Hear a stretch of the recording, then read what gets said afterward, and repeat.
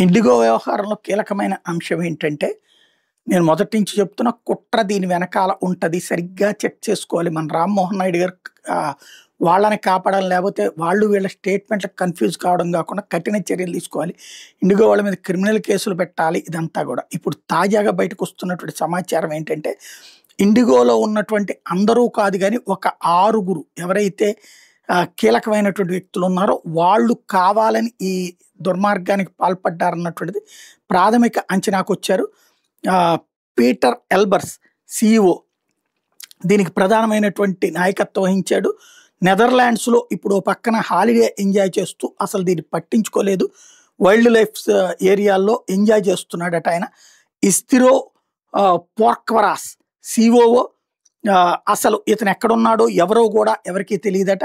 అట్లాగే Jason హర్టర్ vice president operations ఎవరైతే ఇండిగోకి సంబంధించినటువంటి ఈ డౌన్‌ఫాల్‌కి కీలకమైనటువంటి కారణం యాజమాన్యానికి, ఉద్యోగులకి మధ్య పెద్ద గ్యాప్‌ని సృష్టించిందే ఇతను అన్నటువంటిది తాజాగా తేలింది. అదితి కుమారి వైస్ ప్రెసిడెంట్ క్రూ రిసోర్సెస్ ఎవరైతే ఇప్పుడు ఆపరేషన్స్ మీదన ఆరోపణ చేస్తున్నదో ఈవిడే అసలు విషయాలు బయటపెట్టింది కొంత.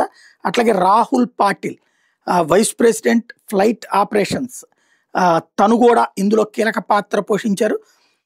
ఇంకొకళ్ళు తపస్ దే ఏపీ ఏది అసోసియేట్ వైస్ ప్రెసిడెంట్ హెచ్ఆర్.